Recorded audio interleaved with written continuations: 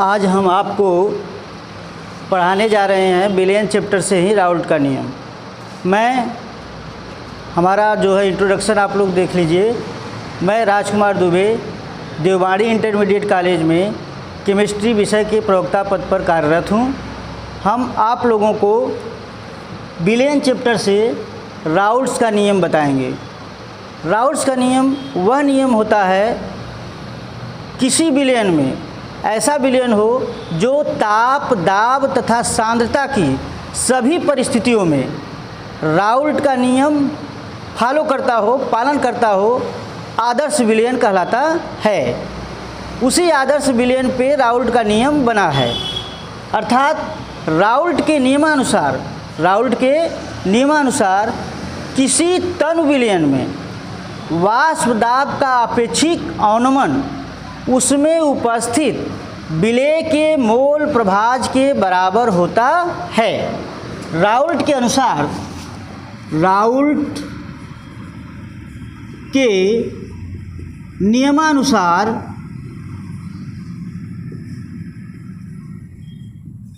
किसी तनु विलयन के वाष्प दाब का आपेक्षिक अवनमन उसमें उपस्थित विलेय के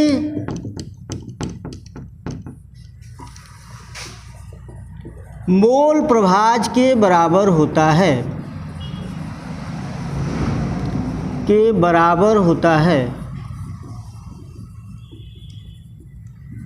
यहाँ पर है तनु विलयन, अर्थात राउल्ट का नियम केवल तनु विलयन पर ही लागू होता है। ऐसा विलयन हो जिसमें विलेय की मात्रा विलायक की तुलना में बहुत ज़्यादा हो।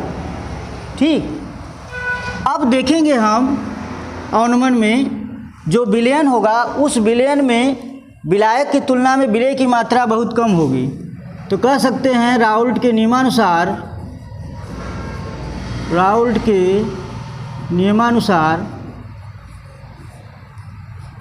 P minus P S upon P बराबर n अपान n प्लस n, जहाँ P minus P S upon P है आपका वाष्प दाब का आपेक्षिक अवनमन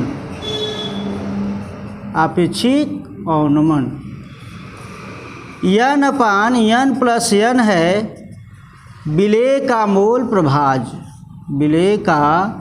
मोल प्रभाज।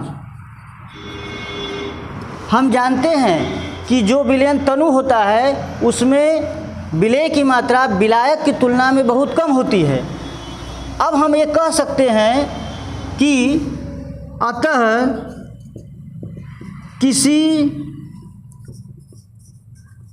तनु विलयन में विलेय की मात्रा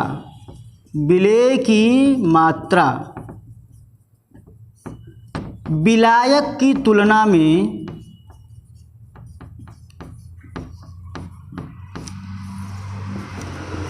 बहुत कम होती है। जब विलायक की तुलना में विलेय की मात्रा बहुत कम होगी तो हम विलयन में विलेय की मात्रा को नगण्य मान सकते हैं कि विलायक की तुलना में विलेय की मात्रा बहुत कम है, अतः विलेय को हम नगण्य मान सकते हैं। इसलिए हर में विलेय यन को नगण्य मान सकते हैं। इसलिए P minus P S upon P बराबर n अपान n। जब हम हर में विलेय की मात्रा को नगण्य मान लेंगे तो हर में से स्मॉल n आपका गायब हो जाएगा। जब स्मॉल n गायब हो जाएगा तो आपका राउल्ट के नियमानुसार सूत्र हो जाएगा P minus P S upon P बराबर एन अपान कैपिटल एन, जहाँ हम जानते हैं स्मॉल एन बराबर small W upon small M, capital N बराबर capital W upon capital M. तो फार्मूला आपका हो जाएगा P minus P S upon P बराबर small W upon small M upon capital W upon capital M, या इसी को लिख सकते हैं आप P minus P S upon P बराबर small W into capital M upon small M into capital W. यह फार्मूला राउल्ट ने बनाया था तनु विलयनों पर। इस फार्मूले के आधार पर आप किसी भी विलयन में उसके वाष्प दाब के आपेक्षिक अवनमन के फार्मूले की सहायता से विलेय पदार्थ के भार, अणुभार, ठीक, उस विलयन का क्या दाब है, आप जो सूत्र फार्मूले के अनुसार लगेगा, जिस पदार्थ की मात्रा ज्ञात करना होगा उसका मान हम निकाल सकते हैं। अब एक बात इस पे आती है कि जो राउल्ट का नियम था वह किस लिए तनु विलयन पर लागू हुआ। तो राउल्ट ने अपने नियम की कुछ सीमाएं बताई। राउल्ट के नियम की सीमाएं,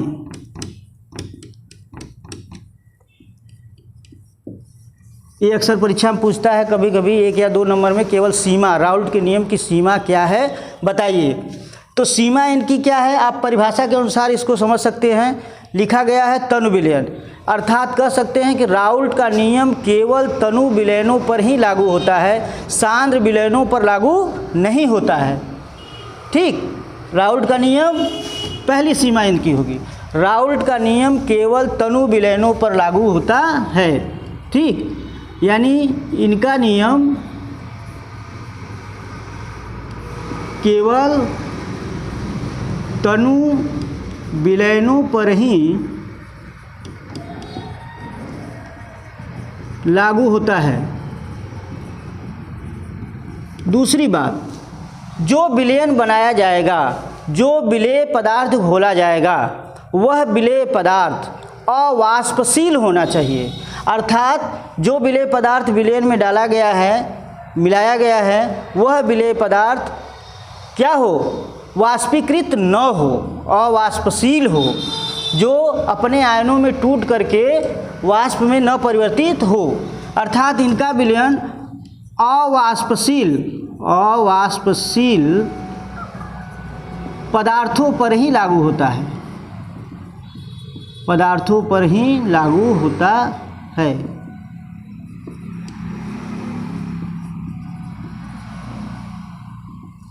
तीसरी पॉइंट, पहली पॉइंट हो गया आपका इनका जो है तनु विलयन पर लागू होता है, अवाष्पशील पदार्थों पर ही लागू होता है। तीसरी पॉइंट, ऐसा विलेय पदार्थ न हो जो विलयन में अपघटित हो जाए, अर्थात टूट जाए। मीन्स विद्युत अनपघट्य पदार्थों पर ही राउल्ट का नियम लागू होता है। विद्युत अनपघट्य पदार्थों पर ही राउल्ट का नियम लागू होता है। तो राउल्ट के नियम की यह 3 सीमाएं हैं जो बहुत इम्पॉर्टेंट है। कभी कभी इनके फार्मूले का डेरिवेशन भी आ जाता है, नियम और सीमाएं अक्सर पूछता रहता है, और इस फार्मूले पर सवाल भी आते हैं। ठीक, जिसको आप अच्छी तरह से पढ़ लीजिए। अक्सर बोर्ड परीक्षाओं में राउल्ट के नियम से या तो न्यूमेरिकल, या तो इनके नियम की सीमा, या तो इनके जो है परिभाषाएं, अवश्य कोई न कोई एक क्वेश्चन इस पर आना तय है। इसलिए अच्छी तरह से इसको आप तैयारी कर लीजिएगा, इस पर कोई न कोई प्रश्न जरूर आएगा। धन्यवाद।